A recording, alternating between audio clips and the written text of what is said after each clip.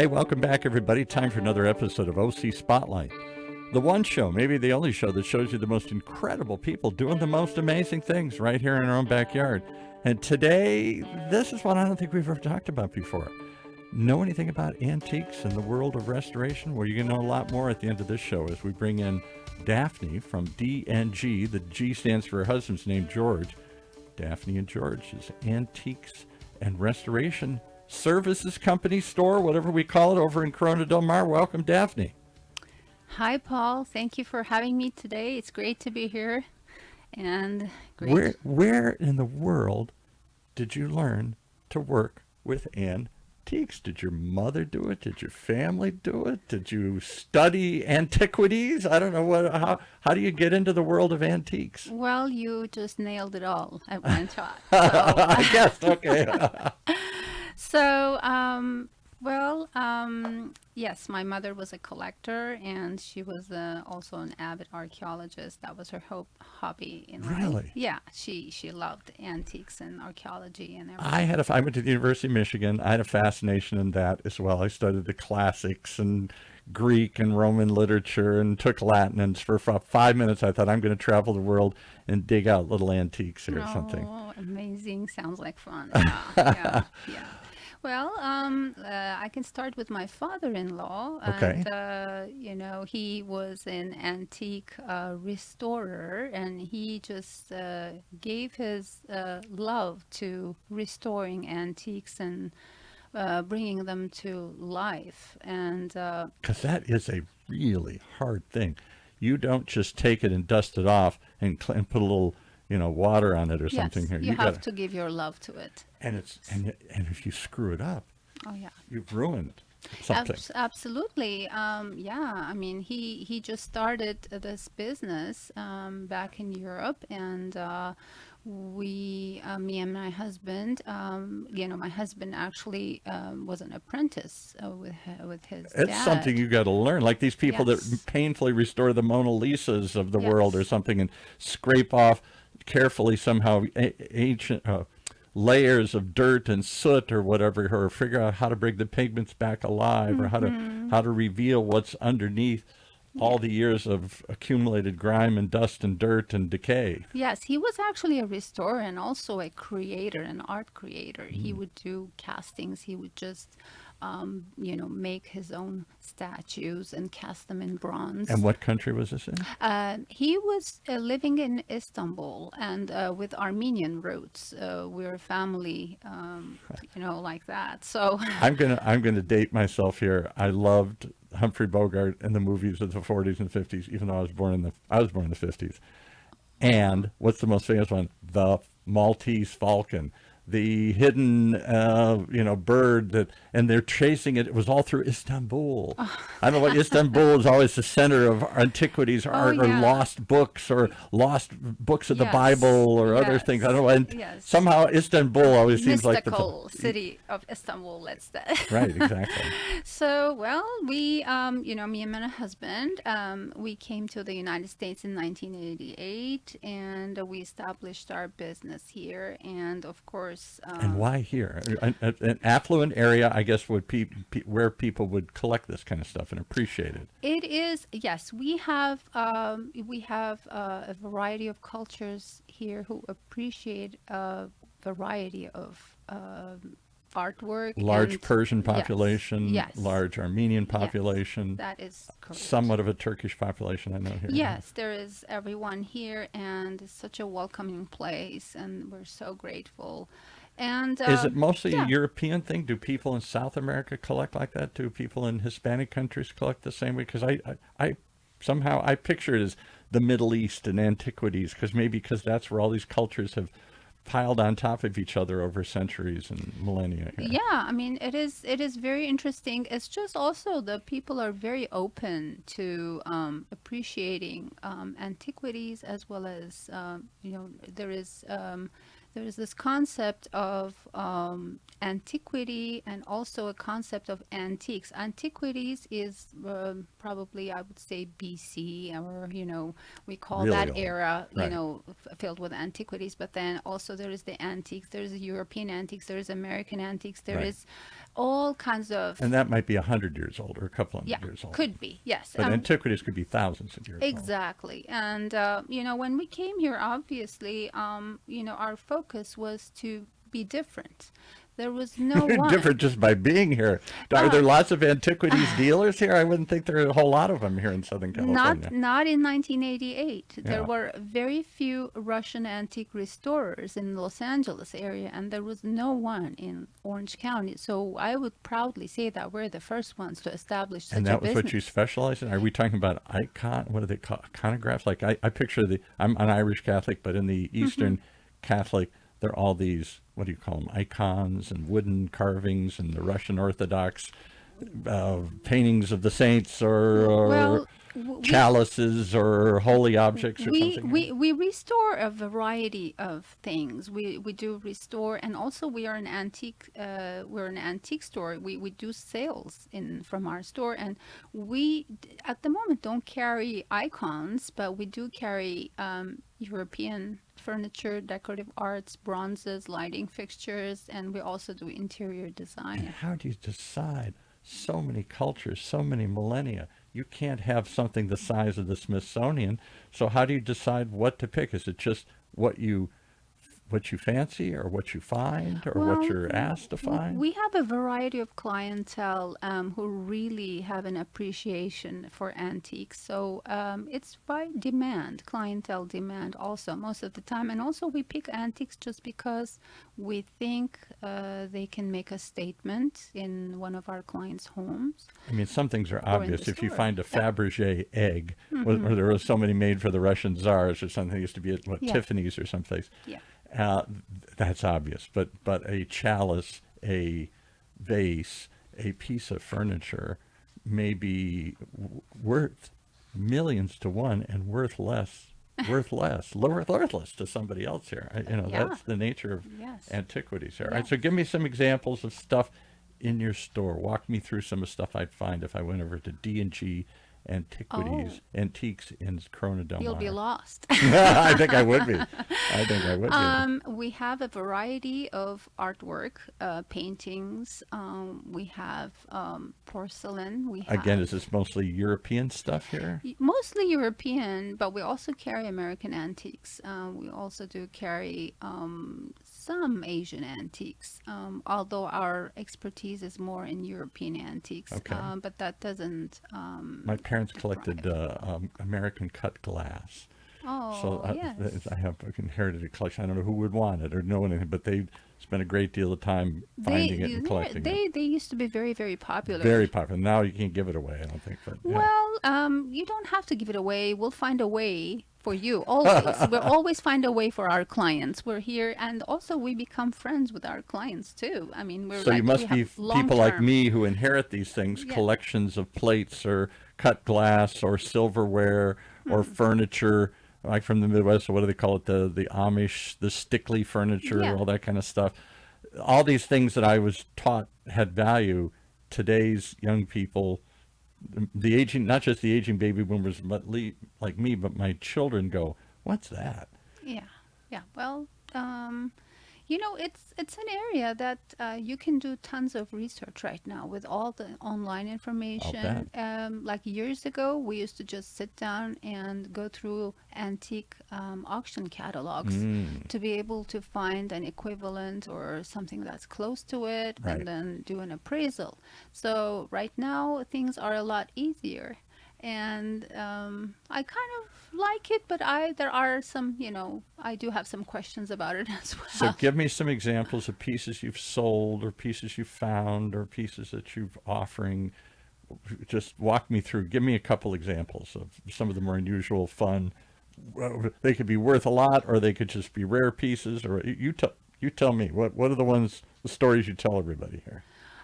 Well, one time we came across a beautiful bedroom set that was signed by Francois Linky, and I don't know who that was. well, it was it is a name that a avid French antique collector would really know. Jump up and down and say, "Oh my God, you found one!" Yes, Yeah. and that's like a really, really high-end piece. There Give is me an a idea. What? encyclopedia called Benezet, and nobody even looks at it now because everything is online. Right. So what would And something like that sell for? that would sell for right now. It could range. It could be above hundreds and thousands, or it could be above $1 million, depending on what kind of Francois Linke it is. Oh my goodness. However, it was a bedroom set with not so much ormolu meaning bronze castings on the item.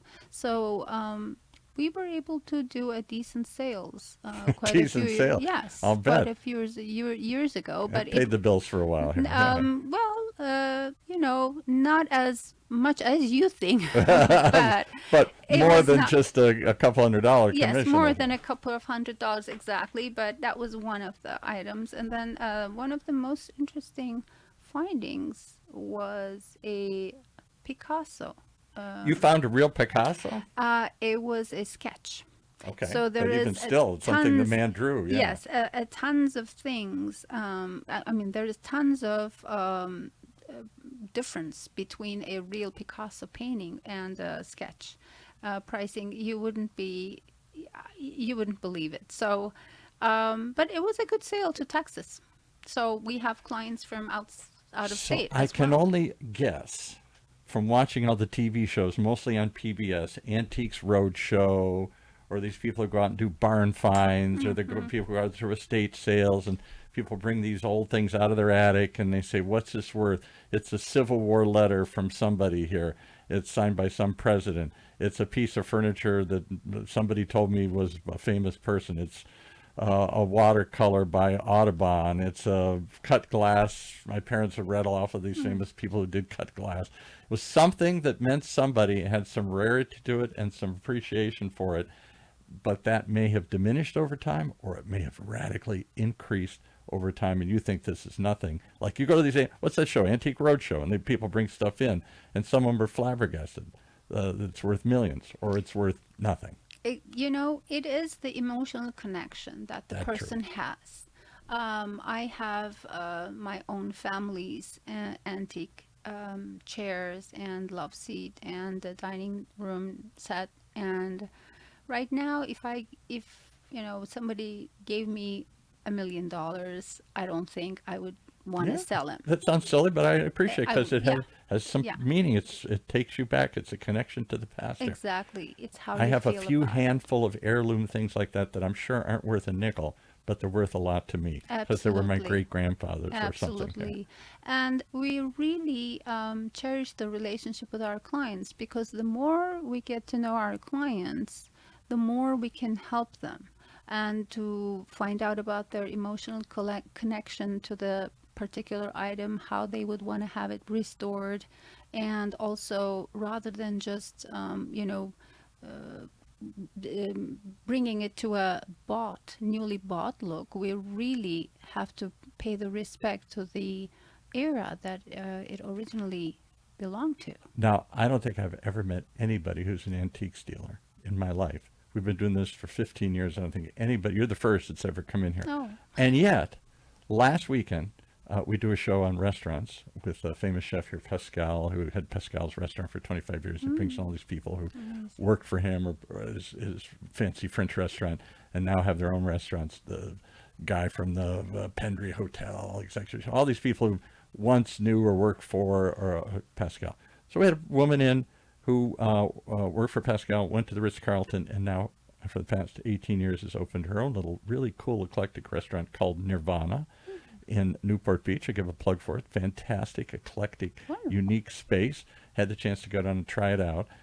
And I met her dad, who's an antique dealer, but he deals only in Native American stuff, Navajo rugs. How interesting. And I said, how in the world do you make money at that? He said, well, it isn't always easy, but I've developed an expertise in Indian artifacts and stuff, and I've collected tons of them my whole life. Arrowheads and rugs and stuff. And he had a gallery in New Mexico where I guess you'd expect to see this stuff. Of course. Tommy Lee Jones walked into a store one day, the actor, the Academy Award Yes. winning actor, Yeah. bought $500,000 worth of stuff because he Beautiful. was into that world. Is it that thing? Somebody walks in, there must be some very affluent people in Southern California, like in New Mexico. And they say, I've got a big house in Newport on the coast, and I want to collect, I don't know, rare French antiques or Chinese Ming vases, or Wow. however you say there's something, or I'm Persian and I want Persian, I don't know, rugs or something. I don't know what the antiques are in Persia, but Well, thank you for sharing. Lovely story. Like that. so there must be people like that that walk Yes. into your store. Yes, there are people that walk into my store like that, but it's more like there I get a lot of questions about items, so I try to do my best to, because there's a variety of items in my store. It's not a specialty, one that's focused in one area. It's a variety of item. I mean, I have mirrors, I have lighting fixtures, I have chandeliers, I have bronzes, So are these furniture. collectors that just come in, or are they the people who they hire to decorate their houses? Everyone comes in. Everyone comes in. From the little looky-loos Yes. like me to the professional Everyone collectors, comes or in. So I have to address everyone's personal questions about. how big is the store? Is it little? Is it medium? Is it small? You got a warehouse? It is. Yes, we do have a warehouse. However, the store itself in Corona del Mar is about 1,500 square feet. Okay, so pretty And small. it and- is not too big. I do have a little workroom there that I do few things, but not all of it. But mainly we do it as as a family. My kids are also involved in the business as the third generation. That's unique. So Because that's what I'm hearing. The younger generation, more and more ain't interested in collecting everything. My grandmother collected spoons or something. My other grandmother collected little figurines. Yes. Other people collect coins, or they collect rare something, dresses or furniture or something. Everybody kind of had a thing. yeah, I have little odd collections of things at home that I've squirreled away or whatever. And my daughter looks at this and goes, Dad, I'm just going to throw all this stuff away. It means not the modern generation. Do they collect? Do they have a sense of timeless possession, or do they just, everything is just sort of expendable? I want a TV and I throw it out. I want a new furniture and I throw it out.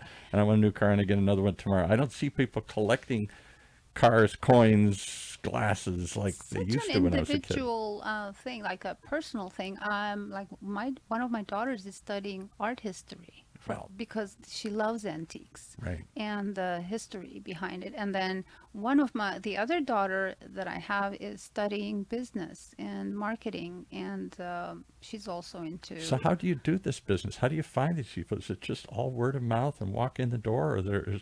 I'm glad we got you into today to tell the story, because I think most people probably don't even know you exist. Well, thank you so much. It's word of mouth. Yeah. It's just people tell each other, and we've had many happy clients all over there. Like it's been 40 years almost. So And are they just based here in Southern California, or do they find you from all over the world? all there? over the world. See, isn't that all over crazy? the world. And you don't have a website or anything? They just come and find you somehow. Yes, we do. Yes, we don't. I mean, you do really- Instagram. We'll talk about all that Yeah, stuff. we have social media. However, it's mostly people want to see who you are. They want to talk to you. They want to experience doing doing business with you. And You're the then- type of person I would want. I just met you today. I'm not just saying this to flatter you, but you kind of fit the profile. You've got a background in antiquity. This is a family heritage. You come from the Middle East, where I picture all the antiquities in the world. If it's not Chinese, it's Persian, Middle Eastern, Ottoman, something or whatever. All the stories you told me, your husband being an apprentice, and for what was his father-in-law or something? Yes, my father-in-law, his father. Yeah, So- he learned this business of restoration. Like he started to be an apprentice at Yeah. the age of 14. See, I mean, this is and was a very high, like the people who do real high-end art restoration or high-end furniture restoration for museums and stuff. Somewhere, those people have to learn how to do this stuff, and it can't all be in private collections and private museums. There's dealers of all this stuff. Antiquities Yes. dealers, old books especially, I know. Yes, that's mystical to me. I love old Old books. books with the big Oh, bindings and all that so stuff to them here. And then how many editions of this were made, and it's from yes. the 1500s, or I don't know when they started printing books. When was the printing press even invented? I've forgotten. When did I I'd have think to go look it up, but it was, the Gutenberg yeah. Bible was the first one that was printed. So But I don't even yeah, remember when that was. 1100s, 1200s, 1300s, somewhere in there. yeah, Did I that. have to look it up too. But so when I say 1500s, I may look foolish, but there are books from those eras that date back, and I know people just are just crazy about rare antiques and rare books. So you do it all: books, furniture, art, Yes, vases, yes, mostly European stuff, but you'll dabble in anything. And yes, if somebody wants to know what I've got, you can probably find out for them. And if they yes, want to know where I can get that, yes. anywhere in the world, you can probably source it and find Yes, something for them. yes, yes, yes, and we Pretty would be very impressive. happy to help out. Pretty impressive. All right, so give us the address of Corona Del Mar if we want to stop in and Of course. go down the rabbit hole into this world of long ago here. Yes, everybody, we'd love to have everyone. And the address is in Corona Del Mar, and it's 2515 East Coast Highway, suite number 7 and 8 in Corona Del Mar. And what are you near? What are the cross streets or other businesses you around? Or? We're at the intersection of Pacific Coast Highway and MacArthur on the Oh, ocean side, well, that's pretty right prime. across from the Chevron gas station. Well, I don't remember the Chevron gas station, but that's pretty prime territory right down Yeah, there. yes. Hard to miss. All right, and it's people like us wandering in.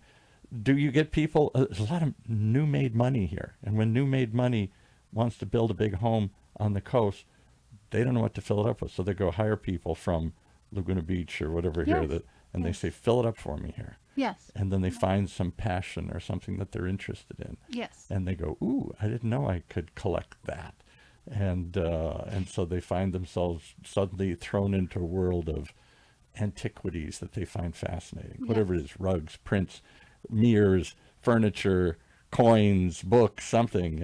Absolutely. And we work with designers as well as the clients themselves. So we're open to anyone. What a unique business. Again, and the name of it's just put your two names, D and G.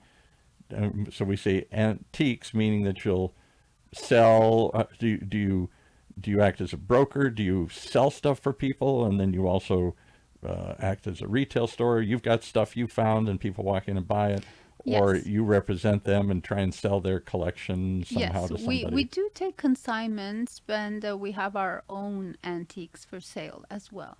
So As well as, collection of both. And then yes, the real interesting part is, what have I got? Or where can I find this? Anywhere in the world. And you're the detectives that go and figure this out and maybe even help bring it back to life and restore it if it's been damaged, yes, or that's our passion. that's your passion. Well, I look forward to coming down. I appreciate you coming on the show Thank you today very here. much, Paul. We're always looking for the most unique people Thank doing you. the most interesting things. This has got to be one of the most interesting, unique things we've come across Thank you. in many years of doing this show. D&G Antiques and Restoration. They do both. Go find out more. Dig that stuff out. Don't just watch the TV shows. See if you got something. Or maybe you'll find a new passion for something. Go in and wander around, see what they got. Maybe something will spark an interest in you here. You never know what you're collecting, what you'll find interesting to collect, or what you might start with one. I'll give you one more quick story. We did a show with the Singleton car collection. Singleton's a very wealthy family. His father started Teledyne, and they have a home in Newport Beach here, as you would expect. And somewhere along the way, they inherited an old car. And that started, let's do another one. Pretty soon they got 100 cars. Now they've built a whole collection. They're getting ready to open a museum over by the airport, Singleton Car Collection, all from just inheriting like a Rambler or something. And that started a passion, like, we'll make another one. The story of the cars and restoring the cars and finding the cars. Late in life, they found this passion for cars. It wasn't born in them. They found it somewhere along the way. I expect the same thing happens. People come in, a designer shows them something, or they stumble into your store and they say, that was cool. And then I want another one, another painting, another art, another book, another thing. And all of a sudden you're hooked on this thing. Yes, Yes, that's an amazing story. There it is. All right. Thanks so much for joining us, Daphne you. from D&G Antiques and Restoration right here in Corona Del Mar.